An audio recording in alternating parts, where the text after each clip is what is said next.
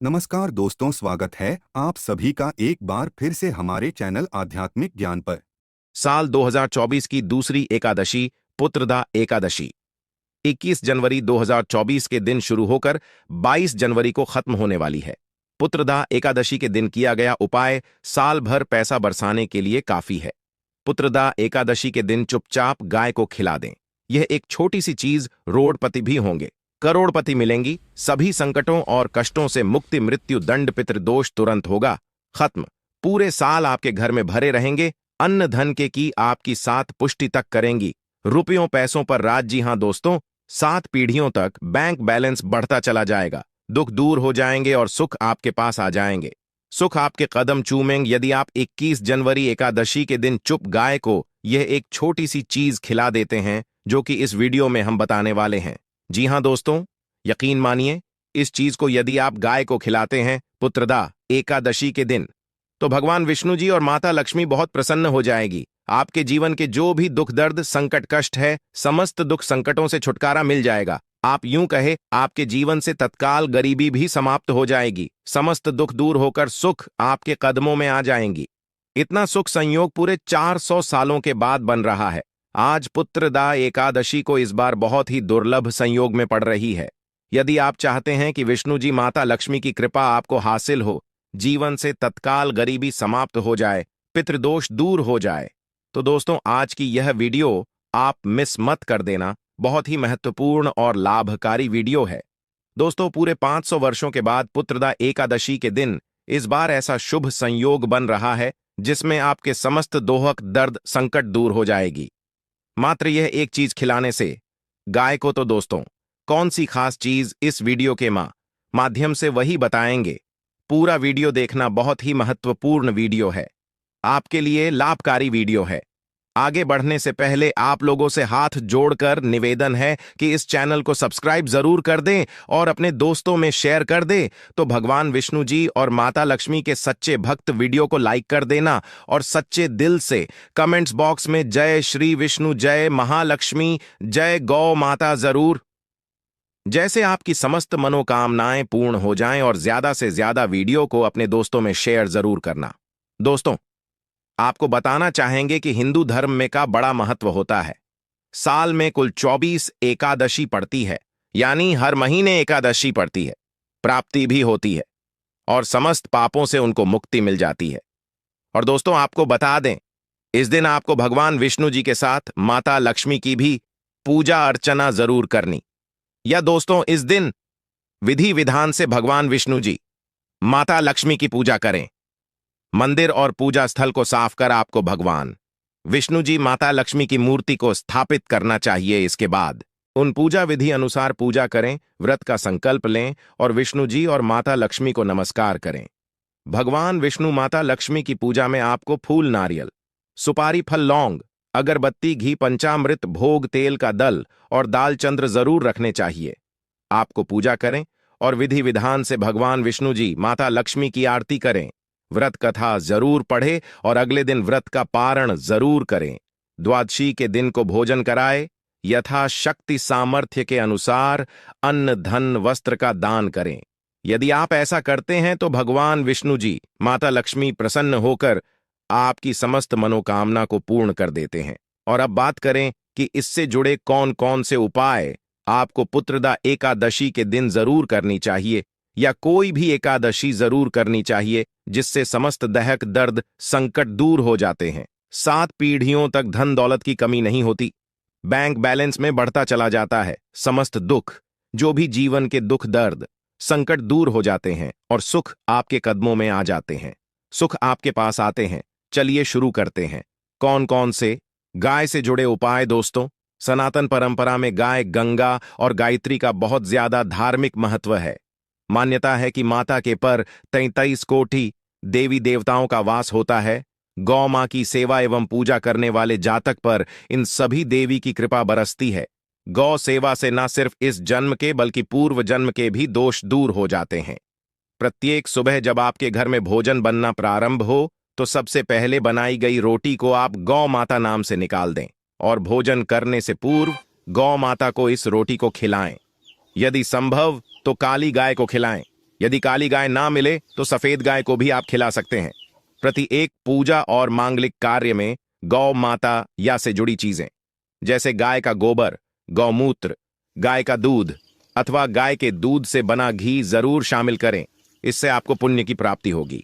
सनातन परंपरा के अनुसार जिस गाय होती है उस घर से जुड़े सभी वास्तु दोष समाप्त हो जाते हैं। किसी भी पूजा में गाय से हासिल पंचम युक्त पदार्थ का उपयोग जरूर शामिल करें, क्योंकि पंचम के बिना कोई भी पूजा पाठ और हवन सफल नहीं होता। जहां दोस्तों, गौ कृपा पाने के लिए प्रतिदिन, सप्ताह अथवा महीने में परिवार समेत एक बार गौशाला जाने का नियम जरूर बनाएं और वहां गायों को हरा जरूर खिलाएं। इससे आपको शुभ फलों की प्राप्ति और साथ ही गौ सेवा और गौ पूजा से 9 ग्रह शांत हो जाते हैं और इनसे जुड़े दोषों का निदान हो जाता है। गर्मियों में गौ माताओं को पानी पिलाए और सर्दी में गौ माता को गुड़ जरूर खिलाए। ध्यान न रखिए कि गर्मियों में गाय को गुड़ न खिलाए। अनेक देवी देवता को अपने शरीर पर धारण करने वाली गौ माता से जुड़े कई शुभ और अशुभ संकेत भी होते हैं। मसलन गाय का दूध धोते समय यदि गाय ठोकर मार दे और सारा दूध बिखर जाए तो अपशगुन होता है। यदि कोई निकल रहा हो और गाय अपने बछड़े को दूध पिलाती सामने आ जाए तो निश्चित रूप से जिस यात्रा के लिए आप निकले हैं वह यात्रा आपके लिए जरूर ही सफल होगी और वह काम जिसके लिए आप निकले हैं वह जरूर ही पूर्ण होगा। यात्रा पर समय बाईं ओर गाय की आना और रात्रि में गाय की हुंकार करना भी शुभ होता है दोस्तों। साथ ही साथ गाय के साथ आप भूलकर भी यह काम ना करें, अन्यथा मिलता है घोर पाप और जीवन भर की परेशानियां। जी हां दोस्तों, गाय को राष्ट्रीय पशु बनाए जाने और इन्हें मौलिक अधिकार दिए जाने की बात है तो सवाल उठता है कि गाय जब भारतीय संस्कृति का अहम हिस्सा है तभी गाय के साथ लोग खराब व्यवहार कैसे कर लेते हैं। गाय दर दर भटकती रहती है, भरपेट इन्हें चारा तक लोग नहीं देते। गाय जब तक दूध देती रहती है तो उनकी सेवा होती है और जैसे ही दूध देना बंद कर देती है तो लोग इन्हें उनकी किस्मत पर छोड़ देते हैं, सड़कों पर और गलियों में भटकाने के लिए। ऐसे में जीवों को कोई डंडे से मारता है तो कोई उन पर पानी डाल देता है, कभी वाहनों से इन्हें ठोकर लग जाती है तो बीमार होकर बेचारी ये गाय दम तोड़ दे है। ऐसे में जरूरत है इन बातों को कि गाय को लेकर में क्या कहा गया है, गाय के साथ आपको कैसा व्यवहार करना चाहिए। क्या दोस्तों, गाय को कभी भी मारना पीटना नहीं चाहिए। शास्त्रों में गाय को माता का दर्जा दिया गया है। गाय को मारने पीटने वाला माता को मारने पीटने वाले के समान पाप का भागी माना जाता है। ऐसे घरों को लोक में वर्षों तक कष्ट भोगना पड़ता है, अगले जन्म पशु में मिलता है। कथा है कि गौतम मुनि ने गलती से गाय को डंडा मार दिया जिससे गाय की मृत्यु हो गई थी और इस पाप से के लिए इन्हें वर्षों तक तपस्या करनी पड़ी। भगवान श्री कृष्णा जी ने बैल स्वरूप में आए वृद्धासुर का वध कर दिया था, जिससे मुक्ति के लिए भगवान श्री कृष्ण को संपूर्ण तीर्थों को एक कुंड में बुलाना पड़ा और इस कुंड में स्नान से वह पाप मुक्त हो गए थे। साथ ही साथ जो लोग पानी पी रही गाय को भगाते वे घोर पापी के भागी बनकर कुत्ते का जन्म भोगते हैं, ऐसा पुराणों में बताया गया है। जबकि जो लोग गाय के लिए प्याऊ और चारा ग्रह बनवाते हैं वह महान होते। ऐसे लोग घोर पाप से मुक्त होकर स्वर्ग पा जाते हैं और बड़े ही धनवान कुंड में जन्म लेकर सुख भोगते हैं और साथ ही साथ आराम कर रही गाय को कष्ट देकर कभी भी उठाना नहीं चाहिए। कहते हैं कि जिस स्थान पर गाय बैठी है वहां से नकारात्मक ऊर्जा समाप्त जाती है। गाय के बैठने की जगह को जो लोग नियमित साफ रखते हैं वे पूर्व जन्म में किए गए जाने अनजाने में पापों से मुक्ति हो जाते हैं और गोलोक में आते हैं। गाय को डंडा मारकर उठाना, पानी डालकर उठाने से मनुष्य पाप का भागी है और अगले जन्म में उसे दर दर भटकना पड़ता है। और साथ ही साथ शास्त्रों में बताया गया है कि गाय का दूध उसके बछड़े के लिए होता है। गाय के बछड़े से हुआ दूध ही मनुष्य को लेना चाहिए। कुछ लोग एक बार गाय को दोहू लेने के बाद फिर से बछड़े के लिए बचा हुआ दूध भी धो लेते हैं। ऐसा करना घोर पाप कहा जाता है। ऐसे दूध को दोहाने वाला और ग्रहण करने वाला दोनों ही पाप के भागी बन जाते हैं।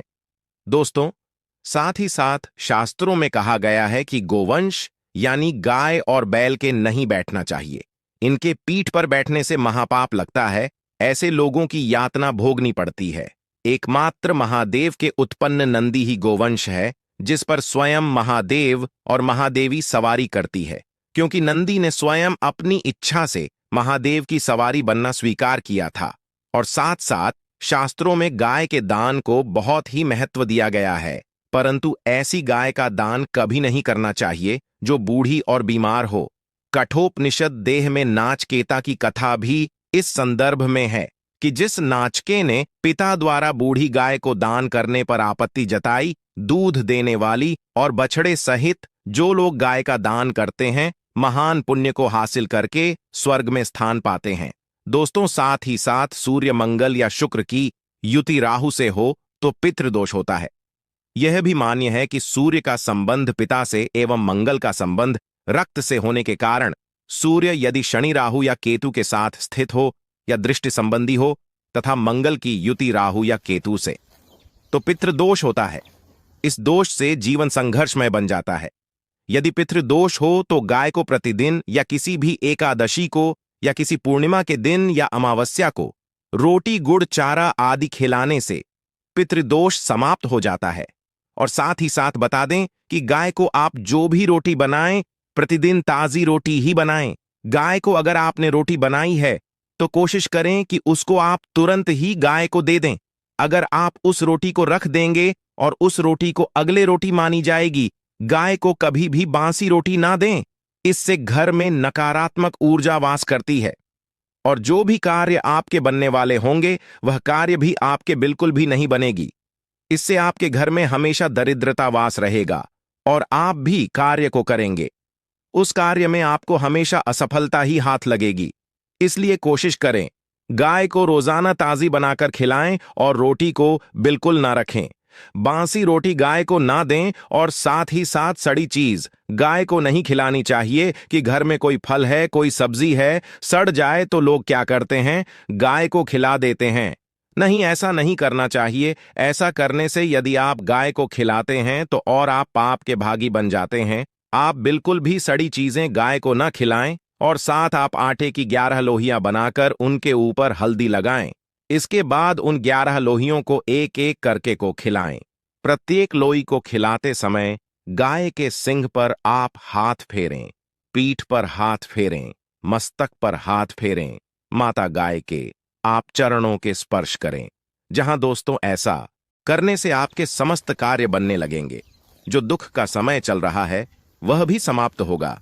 आपके में खुशियां ही खुशियां होंगी। दोस्तों, यह थे गाय से जुड़े कुछ महत्वपूर्ण उपाय, कुछ बातें जिन्हें आपको जरूर करना है। तो दोस्तों, आज का वीडियो यहीं तक।